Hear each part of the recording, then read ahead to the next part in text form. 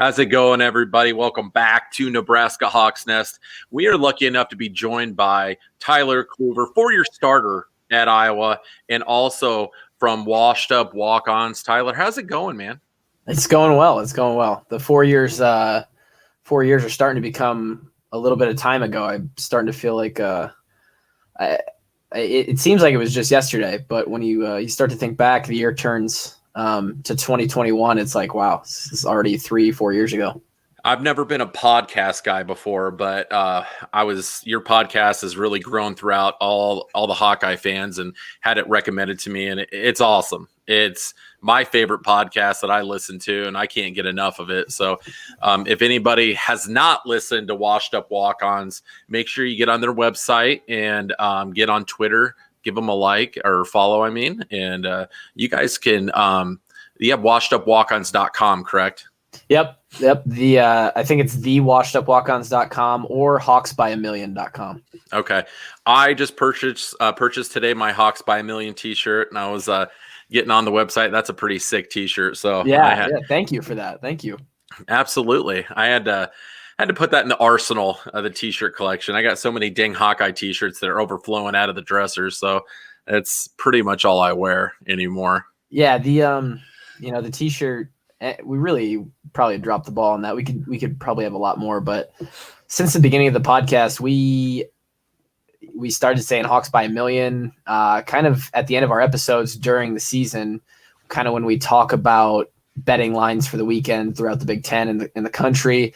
And so, my two co-hosts, Drake and Kevin, we'd always get to the Hawks line, and it's usually like -3 or -6 or something small. Yeah. And them being total homers, just Hawks by a million. Doesn't matter. They're going to win by 1,000,000 points. And for a while there, when we started, it was like every week it was hitting, and we looked really smart.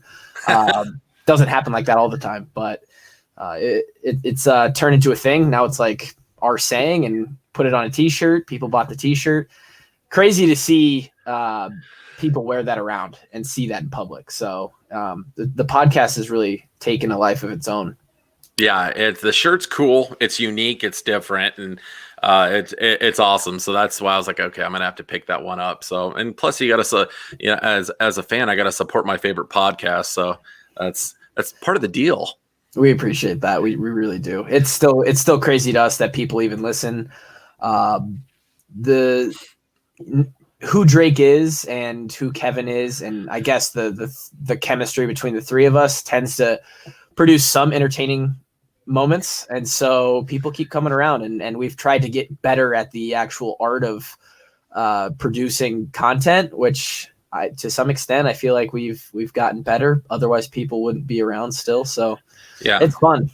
I think the one thing a lot of people miss the boat on is they don't really want to see the polished, tight interview. They want to see chemistry between the people that are talking and have just a laid back flow to the interview. And I think that's really evolved, especially over the last 3 to 4 years with podcasts and streaming and everything like that. And you guys seem to be hitting that on the head. And it's been cool to see over the last few years, watch you guys grow and watch that show develop. So I know all of us Hawkeye fans are just excited to see more and more from you guys in the years to come. Wanted to circle back to the beginning. This is kind of how we always do it. Sure. Coming out of high school, recruitment wise, what schools were you looking at? I know you probably weren't coming out of high school as a real big heralded recruit.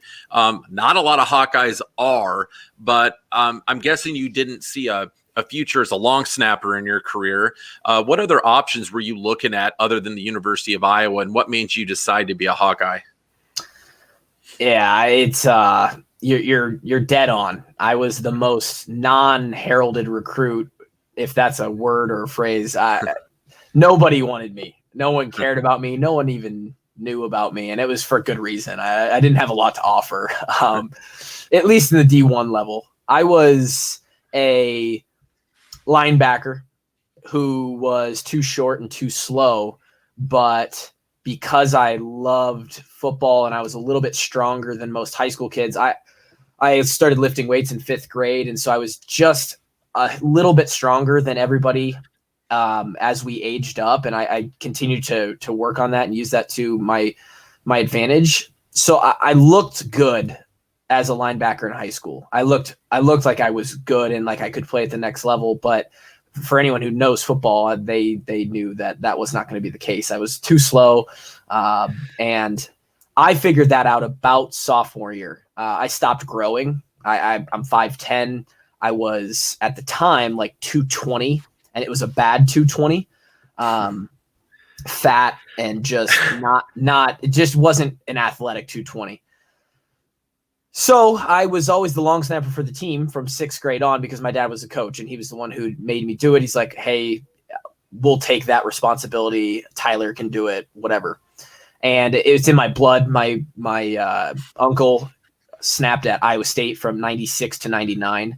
And the guy he snapped to, the kicker, was Jamie Cole. And he now runs Cole's Kicking, which is the biggest kicking camp across the country for high school prep athletes. They've got basically every school in America has a guy in their specialist room that has been to a camp run by them. It's that big. They're number one, far and away. Okay. And so I was like, cool, I'm going to try long snapping because if I want to play D1, that's my only opportunity. I can't just switch to an offensive position or something different. It's going to have to be long snapping. And I got really lucky. I was naturally good at it. With anything, I learn really well by watching other people, and I can pick things up pretty quickly. And so that all kind of tied into a quick transition into long snapping. Those camps rate you. I ended up getting ranked like 11th in the country after my first camp. And then over the next 2 years, I kept going to camps all the way up until right before our senior year in high school. I was like still kind of trying to figure out what I was doing. I was going to a bunch of team camps, like Iowa Special Teams Camp, Iowa State, Nebraska, Minnesota, Northern Illinois. I went to all those within the span of like 2 weeks, just snapped like thousands of balls, hoping a team would say something. And went to Iowa and they were like, cool, you can, we'll stay in touch. And then I ended up going to one more camp, and it happened to be the national showcase that summer. And I won the whole thing. Nice. And I still to this day have a grudge because I beat the number one guy. I ran away with the competition. I smoked everybody. But they kept me ranked number 2. So I came out of high school ranked as the number 2 long snapper in the country. And after that happened, things started to pick up. Everybody wanted me to walk on, essentially. Alabama, Auburn, Miami were like the 3 big schools. Some other SEC and ACC schools sent emails or called. Got offers from Wyoming and Eastern Michigan. And they weren't even technically official. They were both like, hey, if you come out, take a visit, we're basically locking in that we're going to offer you, you're going to snap right away. And I always wanted to be a Hawkeye. Yeah. I lived in Marshalltown. I was 90 minutes away. And so when Coach Morgan I think it was the first game of the year of 2012, the 2012 season, they were like, hey, we'd love to have you as a walk-on. I was like, yep, we're going to Iowa. And the rest is history.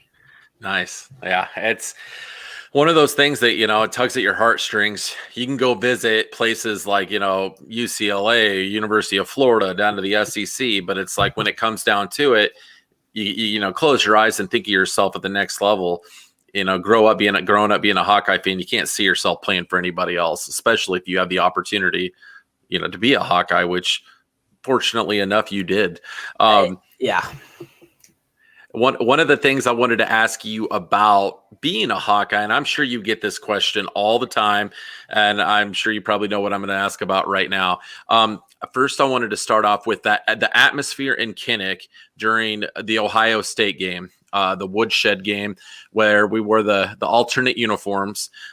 Wanted to know what the feeling was in the locker room about getting to wear these awesome alternates with the cool helmets and everything. Like, were guys jacked about that, or did they not care?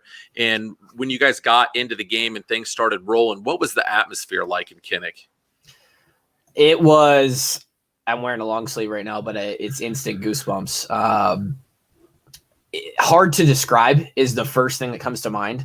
It's it's something that is out of body. It feels like you're watching yourself in a movie, if that makes sense. I mean, it's just that crazy. The alternate uniform being a part of it, and it ended up going into the evening when it got a little darker. It felt like a night game by the end of it. It was a perfect like storybook moment. And the jerseys, whenever we wear alternate jerseys, we have a prep day where we get to go to the locker room, like in the stadium the day before, when the managers are putting everybody's locker together, shining the helmets. You kind of get to go in on that day and get the BS out of the way, where you take your picture of your fancy new one-time jersey and put it on your Snapchat, put it on your Instagram, like mess around with guys, worry about how cool the uniform looks on that day. And that way, when it comes game time, everybody kind of locks in and no one's really worried about what we look like. And we leave that for the fans, which I think those uniforms were incredible. And it sits down in my man cave or whatever, right in the entryway of my house. Every time I look at it, it's a incredible memory. Obviously the polecat happened in that game, which is what I'm known for. And the atmosphere is just, it was insane. When you play a team like that's that good and who has the talent to run away with the game at any play. It's one play at a time. Fortunately, the first play of the game went our way, and we just never looked back. And it was a day that if momentum is real, that day showed it, because we just absolutely were going straight downhill. It was amazing. It was from start to finish, just probably the best, if not one of the top 2 or 3 best we've ever seen a Hawkeye football team play on a Saturday.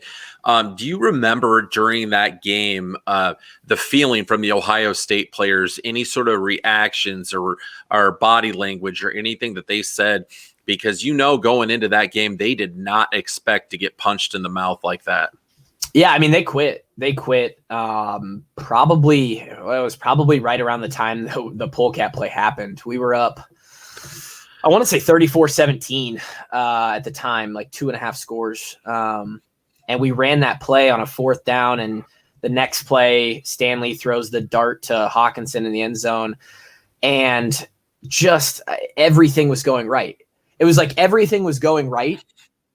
And then you wait for that moment to like, okay, the game's going to settle eventually. And it just didn't. Everything kept happening. And that was the moment we went up like 3 scores or 3.5 scores, where you could like feel the energy of the Buckeyes just drain out. From the rest of the game on, they didn't want to be there. Like, it was clear, like, they were just bored with the result. They didn't care about trying to make a comeback. They weren't going to give an effort, and they moved on. They were done. Like they chalked it up to a L, and that was it.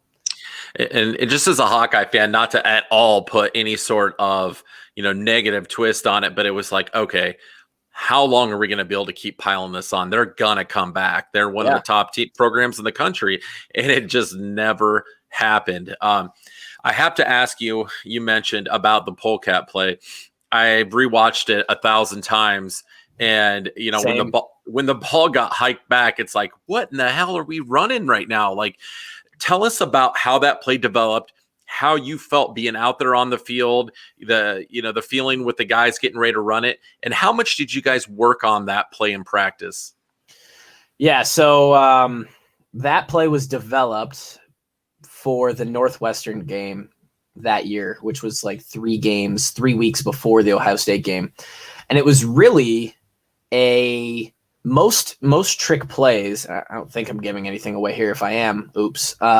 Most trick plays are developed to specifically attack a weakness that a specific team shows, right? So it's not like it's a blanket play that we can just throw at anyone, because it's based off of how a specific team lines up, what they do post-snap, what they do pre-snap. It's very intricate, the way that those kind of things are drawn up. And they have to be, otherwise they won't work. And so that play was drawn up for how Northwestern lined up to that formation once we shifted to it. And it was supposed to be used early on, like first quarter, we get across the 50.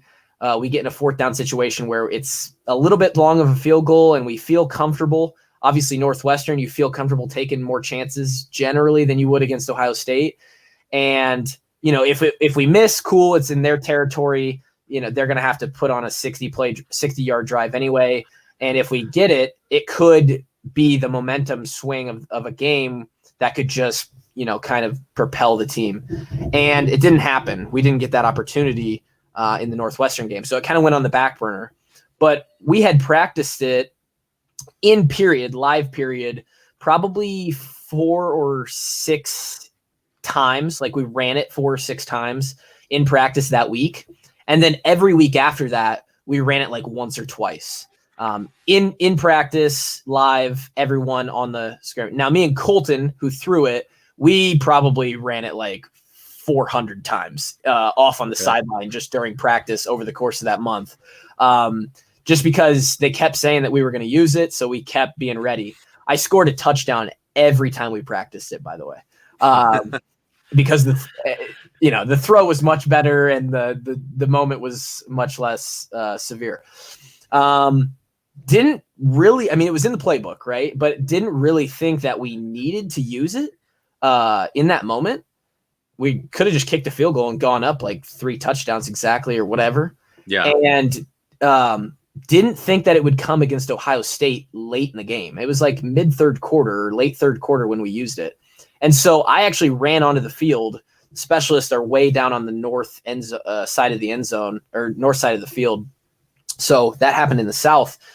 We kind of just stay down there and we're ready until it's time to kick a field goal. We kind of like look down the sideline to see if like BF Brian Ferentz is like, hey, yep, kick it. And then we run out there. So I wasn't even talking to the coaches or anybody. I got out onto the field and Keegan Render grabbed me and he goes, polecat. Oh no. Wow. And I said, wait, we're running polecat? And he's like, yeah, we're running it. Tell everybody else. And I was like, okay. Wow. All right. Yeah. So you can imagine like there wasn't a lot of preparation. There was like 10, 20 seconds in between me finding out and us snapping the ball. So it's like, all right, cool. Like you just got to go do it, which maybe was better. And it was obviously what happened. We ended up scoring on the drive. I didn't score, but it was you were close. You were close. A lot of people say that I wouldn't be it wouldn't be as infamous if I would have scored. It would have just been kind of boring and no one would have remembered it as much. Instead, I belly flopped on the 2-yard line. And so, that picture was everywhere. Snappers across the country and people in special teams, NFL specialists were contacting me all over the place. Like, oh my God, you had your one chance to score a touchdown. And I was like, yeah, I know. My phone has never blown up more. But that's kind of how that story goes down. I don't know why that is, but I think it is more famous because, I think so many people identified with you. You're going your absolute hardest and your momentum got a little too much over you and you went down. And it was just like everybody that watched that play, it was like nobody was disappointed because it was such an awesome play. And we just had such momentum going that we were like, we're going to score here. There was no doubt about it, but it did make it a cooler play that it worked out the way that it did. And I really don't know why, but you hit that one on the head. You're 100% correct on that. Nobody, when I meet people and I don't like really bringing it up, but other friends that we're with will be like, yeah, he's the one who almost scored against Ohio State. And then they realize like what play we're talking about. And they're like, oh my God, you tripped. And I was like, yeah, I did trip. That was me. But you caught the ball. I don't need to be reminded about it. Yeah, I caught it. No one, I never live it down, but I'm happy with how things ended up. And it was cool. Hell yeah, so are we. It's one of the greatest plays in Iowa football history, man. You were a part of it. You caught the ball. I did. When you were told about 15, 20 seconds before that play was about to develop, what was your mindset? Were you nervous? Was the heartbeat picking up, or were you just like a soldier? Like, I'm going to go in there and do my job. That's it. Yeah, it was, I think in my mind, we thought there's probably a good chance with a lot of these fakes that the opposing team is going to call a timeout. Mostly because, like I said, we game plan it for a way that they're not going to feel comfortable, or if we do get the ball snapped, they're not going to react comfortably or correctly to defend it. And most teams know that. It's Division I football. People aren't dumb. And so if you actually watch the film, you can see Urban running down the sideline to the line of scrimmage, and he goes right up to the referee, and he's like gonna call a timeout, and then he just doesn't. And all the way up until there was a motion and a guy crossed in front of Colton, and he gave the motion. So kind of at that moment, from the time I got the leg to snap the ball, I had to sit in there for a second. I looked up. There was nobody in front of me.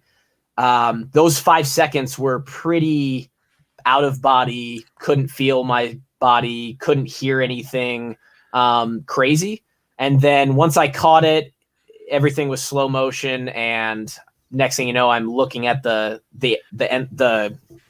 goal line, and it was, yeah.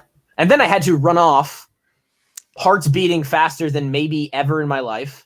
The next play, Hawkinson scores a touchdown, and I had to come back on the field. I can't feel my hands at this point. I can't feel anything. Oh, yeah. I had to come back on the field and snap the ball. It was an awful snap. Awful.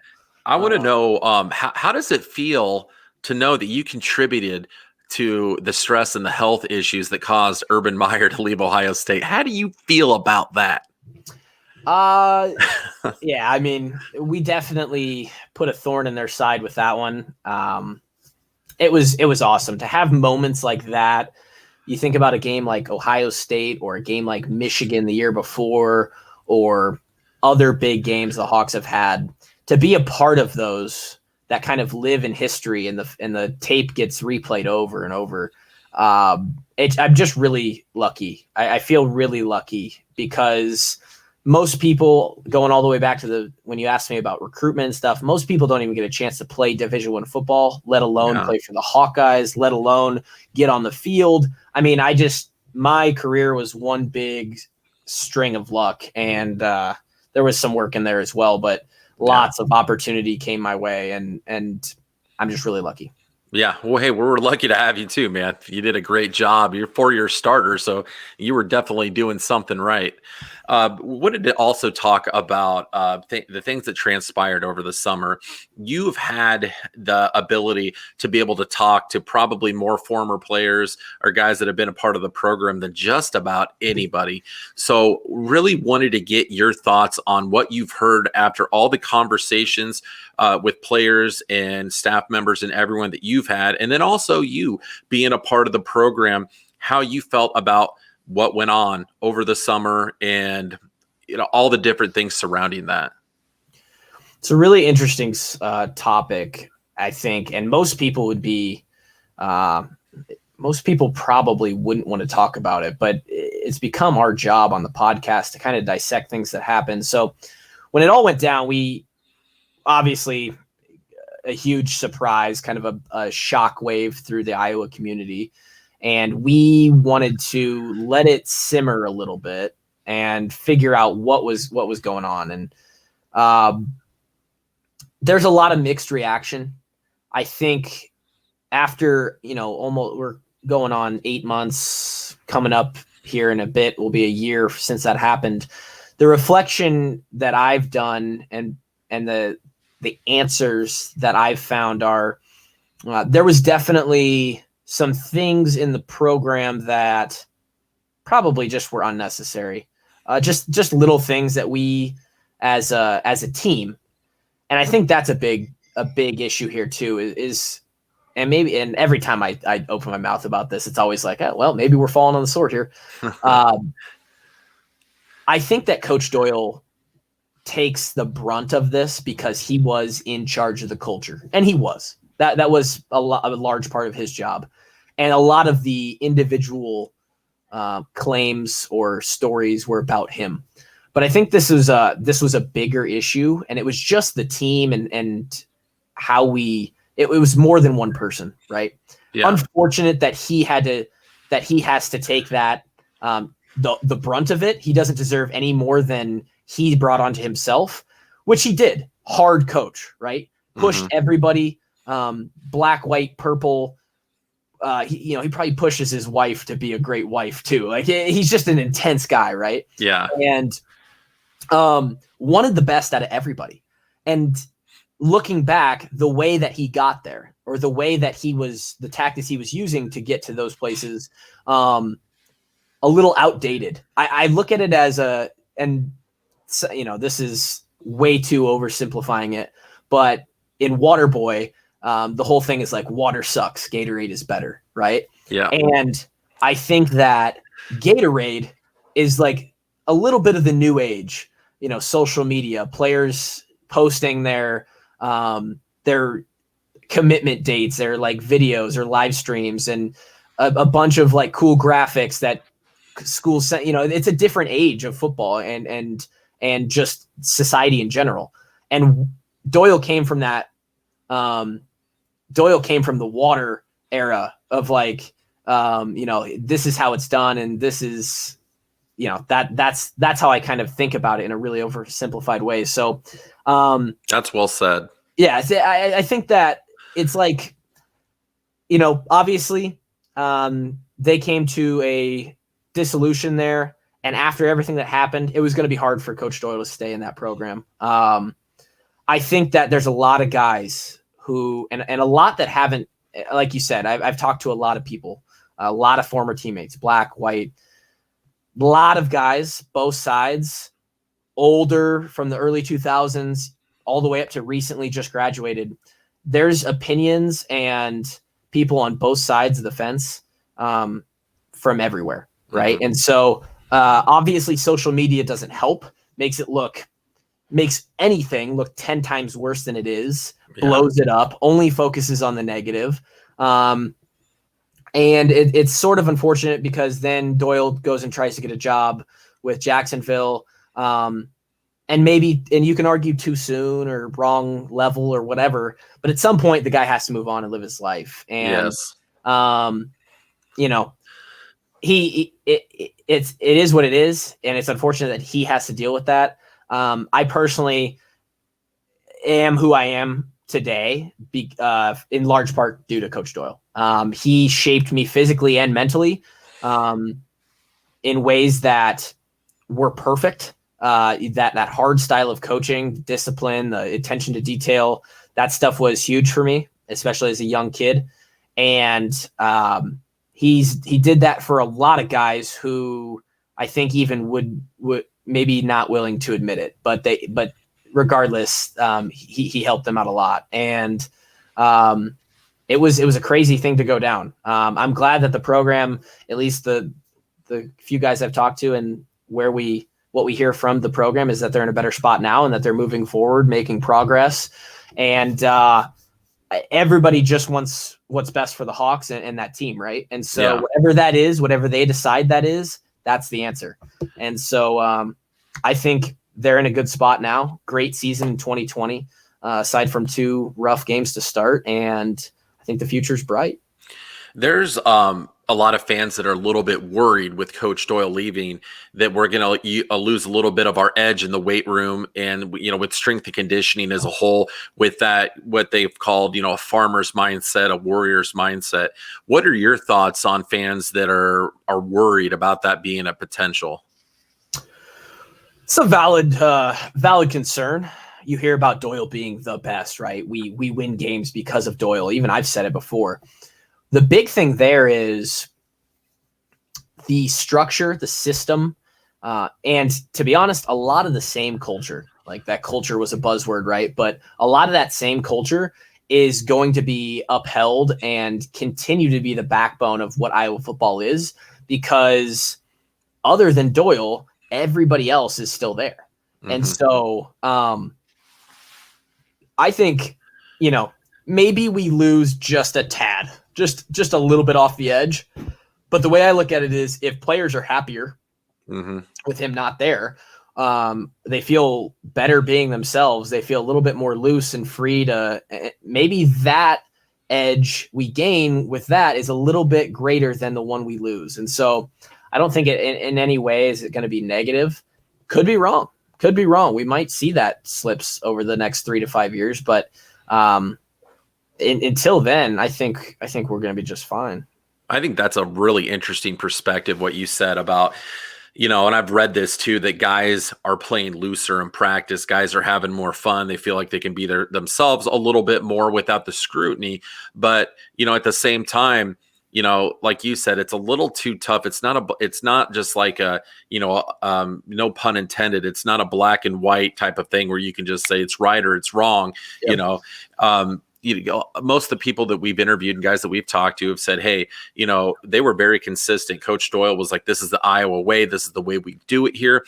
And it goes for everybody, regardless of color. And certain guys on the team had a difficult time dealing with that, and they either left or they survived. And then the other guys thrived. Do you feel like that's accurate? Absolutely. I think you're always going to have, and I'm not even saying that these guys are wrong. You're going to have guys who have their story that when they tell it, if it's true, sounds very personal and directed. However, I will say to this day that Coach Doyle celebrated with every guy in that locker room the same way. He cheered on every guy in that locker room the same way if they earned it. And it was just simply hard to earn that compliment from Doyle or that attaboy from Doyle, right? Mm-hmm. And the guys he was hard on, I was thrown out of a workout. I was tossed for just clearing my mouth of some spit in a summer workout when it was hot and I literally couldn't breathe. And he thought I was spitting at him and that I was disrespecting him. He tossed me from the workout. I literally went, showered, left the building. It was just little stuff like that. And you said some guys survived and some guys thrived in it and some guys didn't survive.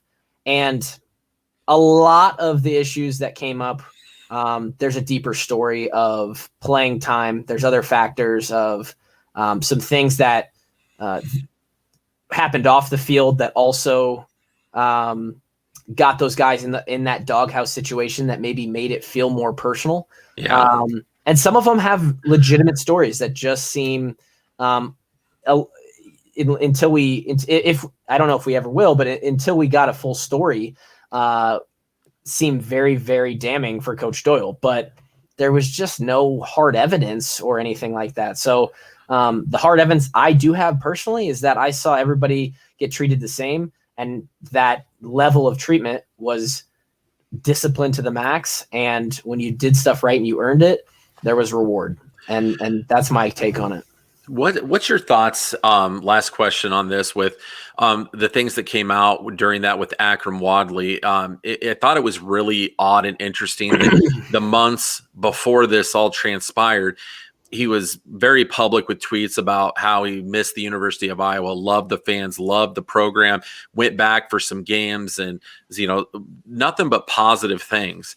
And then all of a sudden when this stuff transpired, his story just took a sharp U-turn and everything was all of a sudden, it was a living hell at that point. With you guys being so close to the program and talking to so many people, what are your thoughts on what happened with him? Akram is first of all one of the most talented football players that Iowa's ever had, probably. Unfortunately, Akram was not the best off the field. He could have been better in the classroom. Everybody could have, I'm sure, but he could have been better with body weights. There were just some things consistently throughout our years at Iowa that he just rode the line on too many things that we cared about as a program, that we're not racially discriminate. It's for everybody. For everybody. And he was, and this, I could get absolutely crucified for this, but you could ask plenty of people and they might not tell you in public, but they will tell you that this is the case. He was kept around he was given more opportunities and more second chances than a lot of guys because of what he was able to do on the field. And what he was able to do on the field was incredible. And Akram, in my personal experience, was a good dude. But it just seemed like somewhere he went sour. I don't know if he had bad actors in that kind of got a hold and said, hey, we can get money out of this thing. It definitely looked financially motivated at one time. Yeah. And to be honest, I don't have much respect anymore for any of the guys who whose name were on the lawsuit that came out like right before the season. I did for some of them, but not much anymore because that was coming after Coach Ferentz and a program that gave them a ton.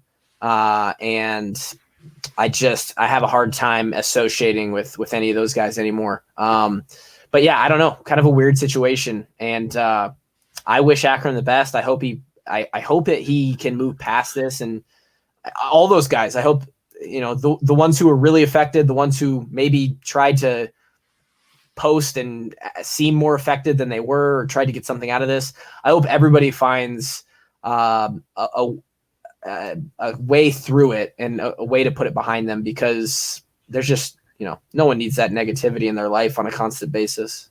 No, absolutely. And, at the end of the day, just hope that everybody in the whole situation, players involved, Coach Doyle, everybody just comes out better for it. And absolutely. And, I hope that Coach Doyle can move on, and not putting any guilt towards Coach Doyle because I wasn't there. Yeah. But he should be able to move on with his life at some point and be able to get a job. And I thought it was extremely unfair what happened to him. People were trying to get clicks on the internet and get attention on articles and jumped all over. Oh, we're hiring a racist now in Jacksonville. Well, that's debatable. That's debatable. That has not been proven. But is the guy ever going to be able to move on with his life and get another job, which, I think is too bad. And hopefully he, the guy clearly has a lot to offer to a football team and a football program. And hopefully he's going to get another chance. Yeah, that's for sure. He's, regardless of anyone's opinion, I think even those who had negative things to say or negative experience with him, hard to argue what he can do in the strength conditioning world. Obviously, Urban Meyer knew that, and everyone knows that. And eventually, I believe he will land somewhere, but it might just take a little bit more time. Well, Urban saw it firsthand when you guys laid the wood to him. He's like, I got to get that guy on my staff in Jacksonville. Yeah, he saw what a physical specimen Coach Doyle turned me into, and they just couldn't stop the trick plays with the 5'10" guys. So he wanted that to. He wanted a little bit of that on his Jacksonville team, but somebody else will get it, and it'll be exciting. I'll be happy for him when it happens. Being a long snapper, okay, we're going to get into like a little bit more of a lighthearted topic here. Sure. Being such an effective long snapper as you were as a 4-year starter, I know a lot of football fans are super curious to know how is it the ability to get to the next level? Did you have any opportunity at all to play in the NFL as a long snapper or anything like that? And obviously making it to the NFL is extremely, extremely difficult. It's even harder to stay. Was there ever any opportunity there for you after college? Not really, to be honest. And the short of it is, well, there's another pun. The short of it is I'm short. I'm too short. Yeah. The average long snapper, I think there's one long snapper. His name is John Weeks. He plays for the Texans. He's a 10-plus year vet, I think maybe 11 years, or coming up on a decade in the league. And he's the only guy that's under 6 feet tall. And so not only is it hard to go get one of the 32 jobs on the planet in that position, but it gets a little bit harder when there's only probably 4 or 5 that are legitimately open each year. And you've got a pool of, well, probably 30 senior long snappers graduating from college that could that have the ability to at least have a shot at beating out a guy in the NFL. Not to mention the couple years past of guys who just stay in shape and stay in condition, and they keep their snapping ability up. So that adds to, there's probably 100 guys at any time that are in the waiting list to go and catch one job. And it makes it even tougher when all of those guys are 6'1", 6'2", 6'3", 240, 250, and I'm 5'10". And that sounds like an excuse. And maybe it is. I don't know what would have happened. But I truly believe that if I was 6'2", 240, that I would be playing for an NFL team right now. But I'm not. And and I'm okay with that. To this day, I don't have any regret. I gave everything I had. I probably put out the best numbers a long snapper could put out at our pro day. And I snapped the ball to this day. I mean, it sounds like, oh, sick, you were good in high school, one of those kind of things. Snapping doesn't really leave you after you do that many reps. And I still, my brother's on the team, so I still snap quite often with him and mess around. I believe to this day I could go out and snap better than a few of the guys that are on rosters right now. The problem is I'm just not big enough, at least in their eyes, to go and compete with the other aspects of having to be on the field other than just the pure snapping ability. So I never really got a chance. I got a couple calls the week of the draft just to confirm my information in case they wanted to call me. That weekend, my phone was real silent. And shortly after, basically that week after the draft, I was like, cool. All right, next step in life. And I just moved on. All right. Well, you got to do what you got to do. You got to move on and make it. And I wouldn't change anything for the world either. I really. Yeah. Well, I mean, you had a great career at Iowa. And again, no matter what position you play, making it to the NFL is so hard. Yeah. It's one of the most difficult accomplishments for any athlete to achieve. For sure. Mentioned this a little bit earlier before the interview. I didn't give you much time at all to do this whatsoever. But being in the locker room, in the weight room, on the practice field, in games, do you got any cool stories about any eccentric characters, guys that were just like, you're not the typical go with the flow football player. You're, a little bit, we've heard some Bo Bauer stories in the past and, different things like that. But do you got any kind of cool stories that like the average fan wouldn't know about, would love to hear? Yeah, I think a lot of a lot of people that listen to the podcast, I'm pretty long-winded and I don't really tell stories well, but I think you're doing pretty good. It's a lot of the little things that stick out in my mind. I remember we had a guy, and I don't know if anybody will remember this. We had a guy named Dean Sopanides, and his last name was spelled like T-S-O-P-A-N-I-D-E-S or something like that. Dean Sopanides. He was one of the most interesting characters I've ever met in my life. That was freshman year, 2013. The brand new complex had not been built yet. The new indoor had, but the complex and the offices and all those rooms to go on to the indoor facility had not been finished. And so we were still in the old facility. And there was the locker room exited right into the players' lounge. At least one half of the locker room did. And I remember one day, also in the players' lounge, there was 2 computers that players could do homework on if they needed to. And I remember one day we're all hanging out in the locker room, and coach comes down. I don't know. I don't even know who. It must have been Coach Morgan because Dean was a D lineman.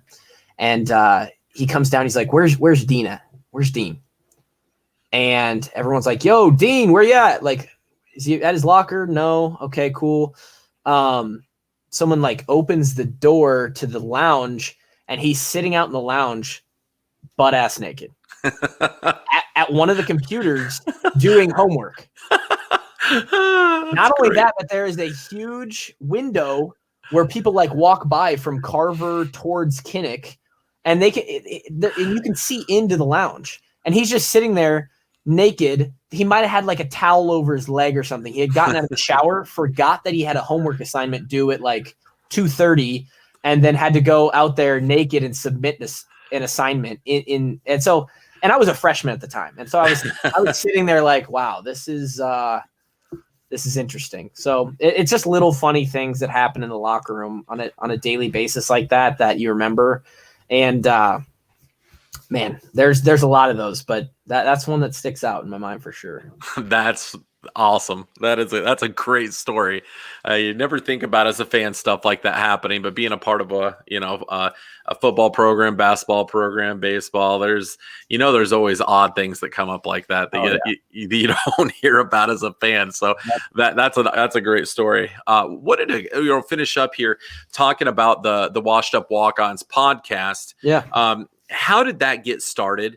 And what all did you guys do to put into that to get that to where it is today? Because like I said, it's my favorite. It's awesome. And everyone that's listened to it loves it. When, like we had talked about, when things kind of went down over the summer, you guys were the first ones I went and searched out to hear what you guys had to say about it. Right. Tell us a little bit about your guys' journey and how you came up with it. It was started from a conversation that was a joke. We all lived on, six of us, actually 7 of us lived in the same house. It was a duplex. So 4 in the back of the unit and 3 in the front unit. And it was me, Kevin, Drake, who are the 3 hosts, and then Bo Bauer, Josie Jewell, and Ike Butker. And actually John Wisniewski lived up in the front with us too for a while. And we obviously had like a house group text, and that group text, I don't know if there's been a day since we graduated that there hasn't been a conversation that's gone on in there. It's just a continuing conversation. And it was about a year, a couple games into that 2018 season, our first year out, where we were reminiscing on a story that had happened or talking about the game that had just happened, how we were wishing that we were still playing or whatever.